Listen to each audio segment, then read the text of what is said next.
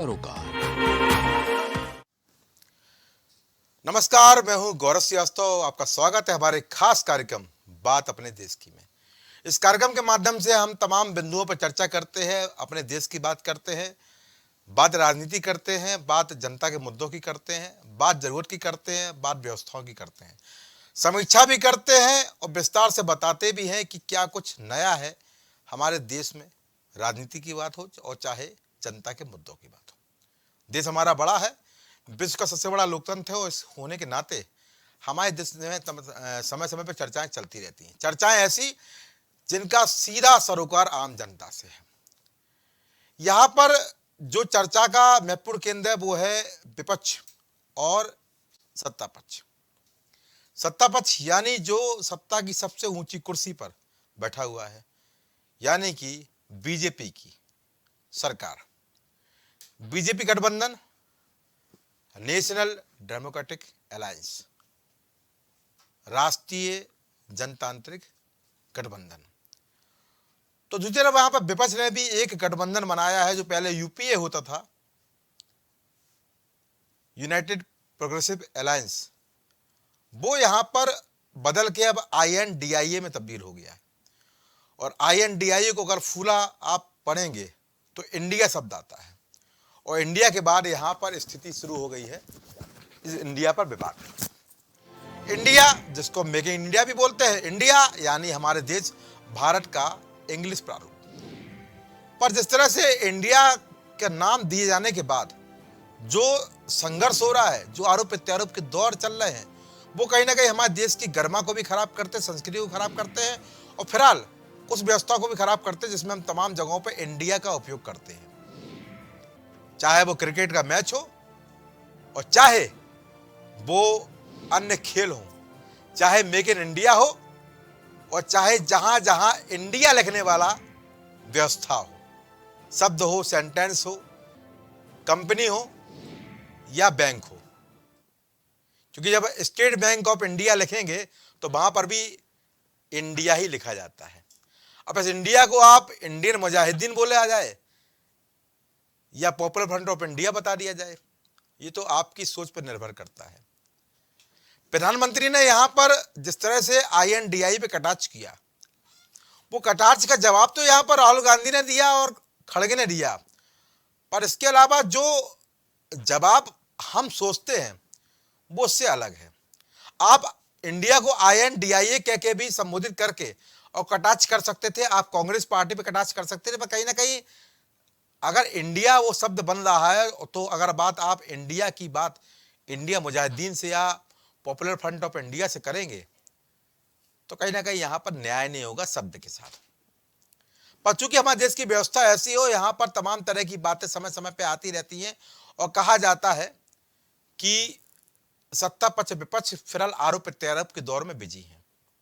हालांकि जिस तरह से आईएनडीआईए का गठबंधन बना, नामकरण हुआ, उसके बाद जो ऊर्जा दिखाई दी, ऊर्जा का ही चमत्कार कहें या ऊर्जा का विरोधाभास करें कि 18 जुलाई को जब एक तरफ बेंगलुरु में बैठक हो रही थी तो वहीं दूसरी तरफ एनडीए की घटक दलों की बैठक भी हो रही थी दिल्ली में। एक बैठक बेंगलुरु में विपक्ष की, एक बैठक सत्ता पक्ष की दिल्ली में। और दिल्ली में जब बैठक खत्म हुई तब भी प्रधानमंत्री सबसे आगे बढ़ते हुए विपक्ष पर निशाना साधते नजर आए। भाई साधना भी चाहिए क्योंकि लोकतंत्र हमको इस चीज की अनुमति देता है। पर अगर विपक्ष यहां पर गठबंधन कर रहा है तो उस पर चुनौती आपको लेनी पड़ेगी। उसको लेकर आपके मन में भ्रम नहीं होना चाहिए, उसको लेकर आप आशंकित नहीं होने चाहिए। और जिस तरह से नरेंद्र मोदी जो प्रधानमंत्री हमारे देश के, उन्होंने कहा था कि विपक्ष का गठबंधन केवल और केवल जो बहरूपी है उनका गठबंधन है, जो भ्रष्टाचारी है उनकी जमात है, जो लोग गलत कर रहे हैं ये सब एक साथ एकजुट होकर आ रहे हैं और जनता इनको सिरे से नकारेगी। खैर सबकी अपनी राय है और प्रधानमंत्री ने अपनी राय यहां पर दी। तो वहीं विपक्ष द्वारा यह कहा जा रहा था कि इस बार बीजेपी का विजय रथ हम रोकने वाले हैं और सुपड़ा साफ होगा, हम सब एकजुट हो चुके हैं।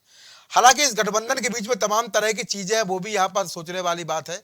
क्योंकि गठबंधन जब हुआ था तमाम तरह की बातें सामने आई थी और यह भी कहा गया था कि वामपंथी दलों के बयान आए थे। सीताराम येचुरी ने कहा था कि पश्चिम बंगाल में टीएमसी को यानी तृणमूल कांग्रेस को हम समर्थन देने का विचार कर सकते हैं, यानी उन्होंने स्पष्ट नहीं किया विचार करेंगे कि नहीं करेंगे। टीएमसी को कांग्रेस समर्थन देगी कि नहीं देगी, उत्तर प्रदेश में कौन सी पार्टी किसको समर्थन देगी कि नहीं देगी, अगर पंजाब में आम आदमी पार्टी है तो आम आदमी पार्टी को कांग्रेस समर्थन देगी कि नहीं देगी, और दिल्ली में कांग्रेस को आम आदमी पार्टी समर्थन देगी कि नहीं देगी। तमाम तरह की चर्चाएं वहां पर है, क्योंकि अगर दिल्ली की हम लोकसभा की बात करें तो भले ही वहां पर आम आदमी पार्टी तीसरी बार सरकार बनाकर बैठी और अरविंद केजरीवाल वहां पर तीसरी बार मुख्यमंत्री बनकर बैठे हों, पर वहां पर अगर लोकसभा की बात करेंगे तो वहां पर आम आदमी पार्टी का सुपड़ा साफ हो जाता है। तो कहीं ना कहीं यहां पर अब अगर कांग्रेस पार्टी आगे बढ़ के आएगी तो यहां पर जिस तरह से हम देख रहे हैं कांग्रेस समर्थन देगी कि नहीं देगी, और अगर कांग्रेस यहां आगे बढ़ के आती है तो यहां पर आम आदमी पार्टी उसको समर्थन देगी कि नहीं देगी, ये भी बड़ा प्रश्न है। उत्तर प्रदेश में अगर कांग्रेस पार्टी समाजवादी पार्टी समर्थन देती है तो क्या स्थिति बनेगी, कितनी सीटों पर चर्चा होगी, और अगर समाजवादी पार्टी कांग्रेस समर्थन देती है जो शायद फिलहाल यहां पर बड़ी पहेली रहेगा। खैर, यहां पर हम उस बात पर चर्चा न करते हुए केवल एक मुद्दा रखेंगे कि जिस तरह से प्रधानमंत्री नरेंद्र मोदी विपक्ष को तंज कस रहे हैं इस बात को लेकर कि INDIA को लेकर इंडिया मुजाहिदीन बोला जा रहा है, पॉपुलर फ्रंट ऑफ इंडिया बोला जा रहा है, तो कहीं ना कहीं इस पर विपक्ष भी उन पर हमलावर हो चुका है। राहुल गांधी ने बयान दिया है, महत्वपूर्ण बयान दिया है, उनका प्रधानमंत्री है और प्रधानमंत्री के हिसाब से वो जो चाहे वो बोल सकते हैं। तो भाई मल्लिकार्जुन खड़गे ने भी आज हल्ला बोल करते हुए जिस तरह से चर्चा की और उन्होंने बयान भी दिया कि जहां एक तरफ प्रधानमंत्री को मणिपुर पर बात करनी चाहिए, हम मणिपुर की बात कर रहे हैं, वो इंडिया मुजाहिदीन की बात कर रहे हैं, वो INDIA की बात कर रहे हैं, वो मणिपुर के दर्द नहीं समझ रहे हैं। पर यहां पर गलती किसकी है, किसका यहां पर बयान जरूरी है और किसके बयान से या क्या प्रभाव पड़ता है, वो भले ही चर्चा या ना हो, पर यहां पर अगर जनता को उस बयानों का मतलब समझ में आए तो बहुत बड़ी चीज समझ में आएगी, और ये आएगी कि आप INDIA को लेकर कोई भी तंज कहे, पर अगर DIA को अगर जोड़ेंगे तो सब इंडिया बनता हो, और यहाँ पर इंडिया को मेरे ख्याल से उसको कटाक्ष नहीं करना चाहिए। क्योंकि अगर आप उसको इंडियन मुजाहिदीन बोल रहे हैं या पॉपुलर फ्रंट ऑफ इंडिया का एक फ्रंट बोल रहे हैं, इंडिया शब्द का बता रहे हैं, वहाँ इंडिया वहाँ से आया है, आतंकवादी संगठनों से आया है, प्रतिबंधित संगठनों से आया है, तो कहीं ना कहीं आप इंडिया जो INDIA बना है उसको आप इंडिया शब्द से ही परिभाषित भी कर रहे हैं। आप उसको INDIA बोलिए, आप उसको विपक्ष का गठबंधन बोलिए, आप उसको विपक्ष की नीति बोलिए, आप विपक्ष की रणनीति बोलिए, आप विपक्ष का संयुक्त रूप बोलिए, बोल सकते हैं, पर उसको INDIA करके फिर इंडिया में परिभाषित करके फिर उस पर इस तरह से तंज कसना, मेरे ख्याल से ये देश की व्यवस्थाओं की अच्छी बात नहीं है। हमारे देश की संस्कृति हमको अपने देश का सम्मान करना सिखाती है। यहां पर केवल बात इस तंज की नहीं है, बात यहां पर यह भी है कि विपक्ष लगातार आरोप लगा रहा है कि प्रधानमंत्री इस तरह के बयान देकर विपक्ष को भटका रहे हैं, जनता को भटका रहे हैं। अब कौन किसको भटका रहा है जनता भी जानती हो, शायद हम जैसे खबरनवीस भी जानते हैं, पर यहां पर केवल गठबंधन की बात करना, किस तरह आगे बढ़ेगा, किस तरह यहां पर चीजें होंगी, वो अलग है। पर यहां पर बयानबाजी जब किसी रूप में INDIA लिखा हुआ है, इंडिया लिखा हुआ है, तो उस पर इस तरह के तंज कसना मेरे ख्याल से जरूरी नहीं है। पर यहां पर चूंकि राजनीति है, समय समय पर इस तरह के तंज आते रहते हैं, पर अगर हम तंज की बात करें तो बयान तो ऐसे हैं जिन पे हम चर्चा ही नहीं कर सकते हैं। कभी रावण भी कहा जाता है, कभी सूपनगार भी कहा जाता है, कभी किसी को लादेन भी बोल दिया जाता है। तो यहाँ पर जो हमारी राजनीति है, जो राजनीति कभी विश्व में अनुसरण के योग्य होती थी, वो राजनीति जो कभी संस्कृति से भरी होती थी, पर वो राजनीति में आज केवल और केवल कुंठा भर गई है। कुंठा से जो शब्द निकलते हैं वो कहीं ना कहीं हमारे समाज के मस्तिष्क को भी भेदते हैं और हृदय को भी भेदते हैं। कहा जाता ना, ऐसी बाणी बोलिए मन का अपक होए, खुद भी शीतल हो गए और खुद भी शीतल हुए। तो यहां पर अगर हम अच्छी बाणी बोलेंगे तो निश्चित रूप से उसका प्रभाव भी बेहतर होगा। और सबसे महत्वपूर्ण बात है कि अगर आप इन चीजों को समझेंगे नहीं तो इसका जिम्मेदार कौन होगा। केवल यहां पर INDIA की बात नहीं है, बात यहां पर व्यवस्थाओं की नहीं है, बात यहां पर तंज की है। तंज का भी हमको सिरा देखना पड़ेगा। और मणिपुर पर जिस तरह से हमने देखा है कि हिंसा भड़की हुई है, वहां पर जिम्मेदारी तो तय करनी पड़ेगी। अगर वहां पर विपक्ष आरोप प्रधानमंत्री पे लगा रहा है, तो यहाँ पर आरोप विपक्ष पे भी है कि उनको भी इस चीज़ का संज्ञान लेना था। अगर जनता ने उनको प्रधानमंत्री कुर्सी बैठाया है जनाधार देकर, तो आपको भी मजबूत विपक्ष की भूमिका जनता ने दी है। वो विपक्ष की भूमिका यहाँ कौन निभाएगा? फिलहाल कोई निभाता नजर नहीं आ रहा है। महज 40 लाख की आबादी वाले मणिपुर में अगर 3 महीने से आगजनी हो रही है, हिंसा हो रही है, 160 से ज़्यादा लोग वहाँ मर गए हैं, महिलाओं को निर्वस्त्र घुमाया जा रहा है, तो कहीं ना कहीं जिम्मेदार वहाँ की स्थानीय सरकार भी है, तो जिम्मेदार यहाँ पर केंद्र सरकार भी हो, शायद जिम्मेदार यहाँ पर विपक्ष भी है, जिसने उस तमाम घटनाओं को लेकर, राहुल गांधी गए जरूर थे, लोगों के आंसू पहुँचे, पर उसके जाने के बावजूद भी अगर वहाँ हिंसा नहीं रुक रही है, तो यहाँ पर जिम्मेदारी किसकी है? प्रयास तो करने चाहिए। केवल हिंसा में, केवल आगजनी में, केवल विरोध में, प्रदर्शनों में अपनी राजनीति को खोजना मेरे ख्याल से भारतीय राजनीति की व्यवस्था नहीं रही है, ना संस्कृति रही है। राजनीति खोजनी चाहिए ऐसी जिसको लेकर हमको समझ में आए, राजनीति ऐसी हो जिसको लेकर जनता के भी संवाद स्थापित हो, राजनीति ऐसी हो जिससे किसी का भला हो। पर यहाँ पर राजनीति केवल और केवल सत्ता के लिए होती है। जब सत्ता के लिए राजनीति होती है, स्वार्थ की राजनीति होती है, तो इस तरह की चर्चाएं होती रहती है, इस तरह के बयान आते रहते हैं, जो कि हमारे देश की संस्कृति नहीं रहे हैं। मणिपुर में आज जो स्थिति है, वो कहीं ना कहीं हमारे देश के लिए एक ऐसा उदाहरण है कि अगर हम समय देखते हुए नहीं चेते, तो कहीं ना कहीं हमको आने वाले समय में और इस तरह की खबरों से, और इस तरह के आगजनी से, और इस तरह के आंदोलनों से रूबरू होना पड़ेगा, जहां पर लोग भी मरेंगे और महिलाओं की इज्जत तार तार भी होगी।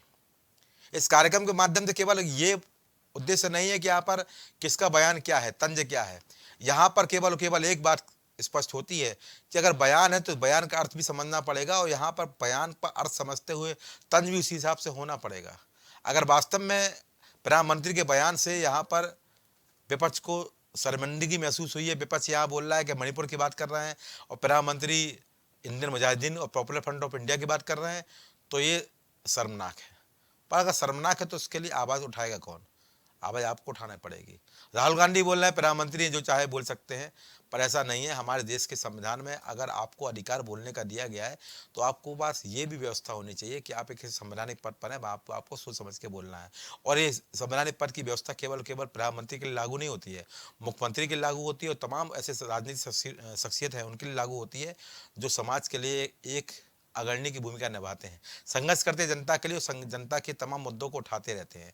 पर अगर वो अपनी शब्दावली में यहाँ पर विराम नहीं देंगे, शब्दावली में अच्छाई नहीं लाएंगे, शब्दावली में हमारी भारतीय संस्कृति को नहीं लाएंगे, शब्दावली में हमारी व्यवस्थाओं को नहीं लाएंगे, शब्दावली में हमारी नीतियों को नहीं लाएंगे, शब्दावली में हमारी नैतिक शिक्षाओं को नहीं लाएंगे, तो कहीं ना कहीं हमारे देश का लोकतंत्र, जो विश्व का सबसे बड़ा लोकतंत्र है, उसकी गरिमा को ठेस पहुंचेगी, जो कई बार पहुंच चुकी है। अब चाहे उस गरिमा को हम भारत की बात करें, और चाहे जब राहुल गांधी विदेश जाते हैं, तब वो जब कोई चर्चा करते हैं कि अल्पसंख्यकों का शोषण हो रहा है और माइक बंद कर दिया जाता है और तमाम बातें कहते हैं, तो वो व्यवस्था यहां भी लगती है। जब कभी प्रधानमंत्री ये कहते हैं कि 2014 से पहले हमारे देश की स्थिति क्या थी, आज स्थिति क्या है, तो शायद वो भी देश की इसी तंज को देखती है, उसी बुराई को देखती है। तो यहाँ पर हमें अपने देश को आगे बढ़ाना है, ना कि पीछे रखना है। और जब हम देश को आगे बढ़ने की बात करते हैं, तो हमें इस तरह के तंजों से अलग एक नई राजनीति की शुरुआत करनी चाहिए। वो राजनीति यहाँ पर सत्ता विपक्ष की नहीं, बल्कि जनता के लिए होनी चाहिए। और फिलहाल वो राजनीति हमें भारतीय परिदृश्य में, भारतीय राजनीति में नजर नहीं आ रही है। कारण क्या है? क्या जनता के मुद्दों पर राजनीति करना नहीं चाहती है पार्टियां, या जनता के मुद्दों पर राजनीति करने का उनका कोई शौक नहीं है? हाँ, जनता के मुद्दों को छोड़ धार्मिक मुद्दों पर जब भी राजनीति गर्म होती है, तो हमारे देश के तमाम बड़े नेताओं के आरोप प्रत्यारोप के दौर शुरू हो जाते हैं और बताते हैं कि हम फलाने धर्म के, हम इस धर्म के सहयोगी हैं, इसके हितैषी हैं। पर जो धर्म के अलग अगर हम देखेंगे, तो वो आपकी जनता है। और जनता जब होती है, जनता का कोई नाम नहीं होता, जनता का कोई धर्म नहीं होता, जनता का कोई वर्ग नहीं होता, जनता केवल जनता होती है, जनता जनार्दन होती है। और वो अपने मताधिकार से आपको सत्ता की कुर्सी से उखाड़ती भी है तो बैठाती भी है, दोनों काम करती है। तो यहाँ पर केवल वर्ग मत देखिए, यहाँ पर जनता को देखो। जब जनता की बात करते हैं, तो इस तरह की बातें नहीं होनी चाहिए जिस पर किसी को तंज कसना है। और अगर मणिपुर जैसी घटना हुई, तो उस पर जवाबदेही भी होनी चाहिए कि यहाँ पर जवाबदेही किसकी है और किसकी गलती से मणिपुर में 160 लोगों की जान चली गई और महिलाओं को निर्वस्त्र घुमाया गया। संविधान भी आपको याद देता है स्वतंत्रता की, मगर स्वतंत्रता में अगर वहाँ पर इस तरह की चीज़ें घटित हो रही है, तो जिम्मेदारी आपको तय करनी पड़ेगी। अगर 40 लाख की आबादी वाले मणिपुर में हम शांति व्यवस्था को समुचित नहीं कर सकते, बेहतर नहीं कर सकते हैं, तो हम फिर कैसे बात कर सकते हैं कि 140 करोड़ से ज़्यादा की आबादी वाले हमारे देश में हम व्यवस्थाओं को दुरुस्त करते नजर आएंगे? क्योंकि हमारे देश में आज भी हम लोग दिल से सोचते हैं, और जो भावना जो लगाव होता है वो अलग होता है। हमने देखा है कोरोना के समय भी प्रधानमंत्री के आह्वान पर जिस तरह से लोग थाली बजाते नजर आ रहे थे, लोग दिए जलाते नजर आ रहे थे, स्पष्ट कर रहे थे कि हाँ, हमारे देश के प्रधानमंत्री, हमारे देश के शासक, हमारे देश के राजा ने एक निवेदन किया है जनता से, और जनता उस निवेदन को अपने हृदय से लगाते हुए, उसको पूर्ति करते हुए, उसको फॉलो करते हुए थाली और दिए जलाते नजर आए थे। तो कहीं ना कहीं थाली बजाना भी और थाली और दिए जलाना भी यहाँ पर उसी व्यवस्था को दिखाता है कि जुड़ाव है, और उस जुड़ाव को देखते हुए यहाँ पर जनता ने आपके उस आदेश को शहर स्वीकार किया, और आपकी उस शान में, आपके उस आदेश को अपने हृदय में बांटते हुए और पूरे मन के साथ आपको उस अभियान में सहयोग किया। तो अगर जनता आपके साथ, देश के 140 करोड़ लोग आपके साथ हैं, अगर थाली बजा रहे हैं, दिए जला रहे हैं, तो इस 40 लाख की जो लोग हैं वो भी आपके देश के ही निवासी हो। वहाँ पर आपको अपनी जिम्मेदारी को बहन करना पड़ेगा। आपको अगर वहाँ पर कानून व्यवस्था बेहतर नहीं है तो उसके लिए निर्णय लेना पड़ेगा। आपके पास सेंट्रल एजेंसी है, आपके पास तमाम तरह के अर्धसैनिक बल हैं, आपके पास बल है, हमारी आर्मी जो हमारी सेना है, विश्व की तीसरी सबसे बड़ी सेना है। तो तमाम व्यवस्था हमारे पास है, और ऐसी व्यवस्थाओं के बावजूद भी अगर मणिपुर में इस तरह की चीज़ें हो रही तो कहीं ना कहीं हमको यहाँ पर जवाबदेही तय करनी पड़ेगी और समझना पड़ेगा। ऐसा ना हो कि सुप्रीम कोर्ट आने वाले समय में तमाम जैसे मुद्दों पर सौ मोटो संज्ञान लेता रहे और सरकार को परिभाषित करता रहे कि अगर आप कुछ नहीं करेंगे तो हमें कुछ करना पड़ेगा। यहाँ बात केवल ईस्ट इंडिया कंपनी की, यहाँ बात केवल पॉपुलर फ्रंट ऑफ इंडिया की, यहाँ पर बात केवल इंडिया मुजाहिदीन को लेकर, इंडिया नाम को लेकर नहीं कही जा रही है, बल्कि यहाँ बात ये कही जा रही है कि अगर बेहतर तरीके से आप कोई काम करते हैं तो चीज़ों को बेहतर करना पड़ेगा, और अगर आप बेहतर काम नहीं करेंगे तो यहाँ पर आपको समझना पड़ेगा कि हमको आगे वाले समय में करना क्या है। क्योंकि यहाँ पर स्थिति ये है कि अगर आप बेहतर नहीं करेंगे, अगर आप एक इतिहास नहीं रचेंगे, अगर आप एक उदाहरण पेश नहीं करेंगे तो आने वाले समय में चीज़ें खराब हो सकती हैं। और सबसे महत्वपूर्ण बात है कि अपने आप को बेहतर तरीके से दिखाने के लिए भी एक नई नीति हमको बनानी पड़ेगी, क्योंकि यहाँ पर जो भाषा है वो भाषा बहुत ज़रूरी है, और वाणी पर यहाँ पर संयम बहुत जरूरी है। और ये बस संयम केवल और केवल विपक्ष और सत्ता पक्ष के लिए नहीं, ये संयम तमाम उन व्यवस्थाओं को लेकर है जिसमें हमारे यहाँ के लोग बोलते हैं। हमारे देश में नफरत की जगह नहीं, हमारा देश गंगा जमुनी तहजीब को फॉलो करता है, हमारा देश प्यार को फॉलो करता है, हमारा देश प्रेम को फॉलो करता है। हमारा देश ऐसा देश है जहाँ पर जब स्वाधीनता के लिए हम संग्राम कर रहे थे तो वहाँ पर सारे लोग एक साथ मिलकर संघर्ष करते नजर आ रहे थे और बता रहे थे कि हमने क्या कुछ जीता है और क्या कुछ खोया है। ये स्वतंत्रता हमने बड़ी मेहनत के साथ, बड़े संघर्ष के साथ, हजारों बलिदानों के बाद पाई है। तो इसका मूल्य समझें, इसकी व्यवस्थाओं को समझें, और कम से कम जो तंज हैं या आरोप प्रत्यारोप के दौर है उसमें चीजें समझें कि यहाँ पर किसको हम किस चीज में परिभाषित कर रहे हैं। INDA भी है और INDIA भी है, यानी इंडियन नेशनल डेवलपमेंटल अलायंस। अगर INDIA यहाँ पर गठबंधन के रूप में सामने आ रही है तो उसको INDIA ही समझा जाए, उसको Indian national developmental inclusive alliance ही समझा जाए। उसको इंडिया शब्द से अगर आप परिभाषित कर रहे हैं तो फिर इंडिया शब्द में इस तरह के शब्दों का प्रयोग ना किया जाए। मेरा प्रयास तो यही, अपने कार्यक्रम के माध्यम से मैं यही चाहूँगा कि इंडिया शब्द तमाम शब्दों में लगता है, उसकी गरिमा को बनाए रखना है। हम भारत की बोलते हैं, हम इंडिया भी बोलते हैं, सम्मान हमको करना जरूरी है, क्योंकि भारतीय लोकतंत्र में हम नागरिक हैं और हर भारतीय का एक दायित्व है। वो दायित्व जो हमको सम्मान दिलाता है, वो दायित्व जब हम बाहर जाते हैं तो हमको इंडियन बोला जाता है, हमको भारतीय बोला जाता है, और हमें उस शब्द पर होने पर गर्व है। तो इसलिए उस शब्द के साथ गरिमा बनाना बहुत जरूरी है।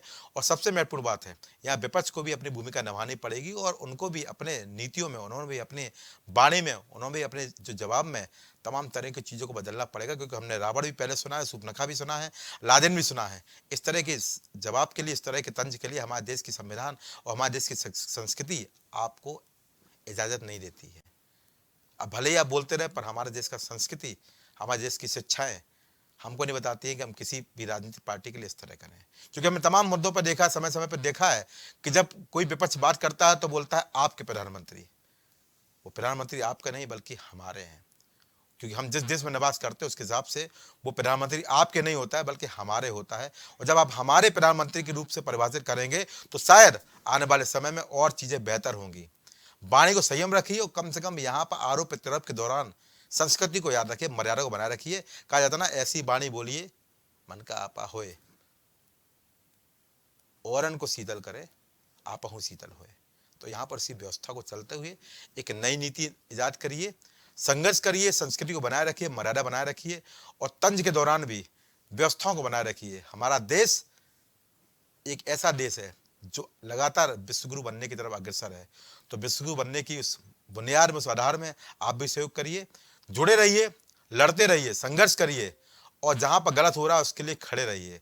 जब तक खड़े नहीं होंगे तब तक विचार नहीं बदलेंगे, विचार नहीं बदले तब तक क्रांति बदलेगी। क्योंकि कहा जाता है, हमेशा से कहा जाता है कि आप स्वयं बदलेंगे तो युग भी बदलेगा, क्रांति भी होगी, बदलाव भी होंगे, अच्छाई भी होगी, तस्वीर भी बदलेगी, तकदीर भी बदलेगी। तो आज की बात अपने देश की में इतना ही। अगली बार फिर किसी नए मुद्दे के साथ, नए विषय के साथ होगी मुलाकात। तब तक के लिए मुझे यानी गौरव श्रीवास्तव को दीजिए इजाजत। नमस्कार।